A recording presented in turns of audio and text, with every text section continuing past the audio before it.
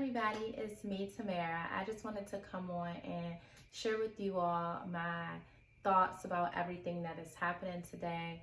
Every single time I went to go and make a post, it was just either way too long and it wasn't articulate, it wasn't comprehensive, it wasn't inclusive, and I wanted to make sure that my expression was everything. And so the only way to be able to do that, I thought was to make a video. So this will actually be a 4-part series, just because, again, I want to make sure that I'm being articulate and comprehensive in my expression. So I actually wrote some things down. So if I look down, I'm just making sure I'm not missing anything. And these are my thoughts, my opinions.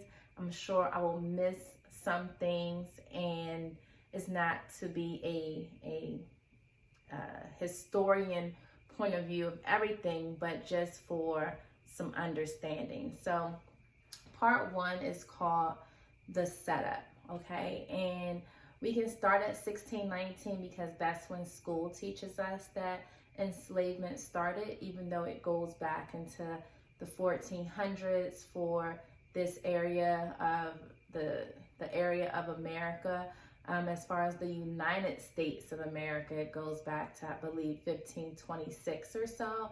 But school teaches us 1619. So we all know what happened with enslavement and slavery and how wrong it was and all that goes into that. So let's just jump ahead to July 4th, 1776, when the Declaration of Independence is signed.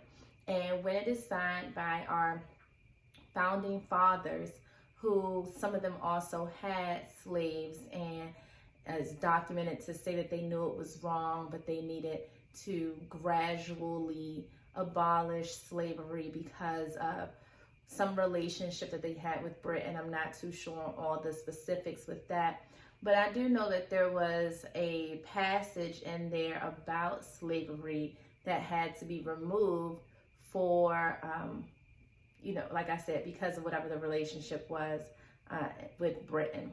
So they couldn't mention slavery, even though we the people, all created equal. No, not all of us, just some of us, and not us, just some people were created equal in that process. So we're still with slavery. There is still happening. It's still legal in all 13 colonies, and it's still happening. So let's just jump ahead. Let's say 1860, and that's the last documented ship that illegally came over to the United States of America at that time from a bet. Like, I bet you can't bring another ship of slaves over here, but I bet you I can. So another shipment of slaves were brought over to America in 1860. So let's move forward to January 1st, 1863, right? The Emancipation Proclamation that is said to start the process, right, of ending slavery. And it does, it ends enslavement for some. However, it excludes certain parts of America. So over 400,000 people are still slaves when the Emancipation Proclamation is signed. So June 19th, 1865 is when slavery is said to be ended for everywhere in the United States of America. However, there's still some slaves after June 19th, 1865.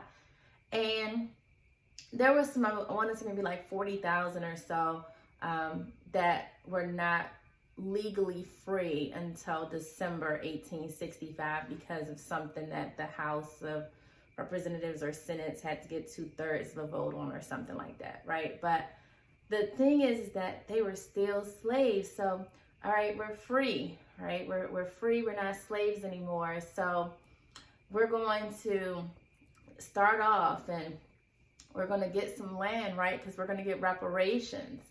And Lincoln was for this, actually. Abraham Lincoln was for this.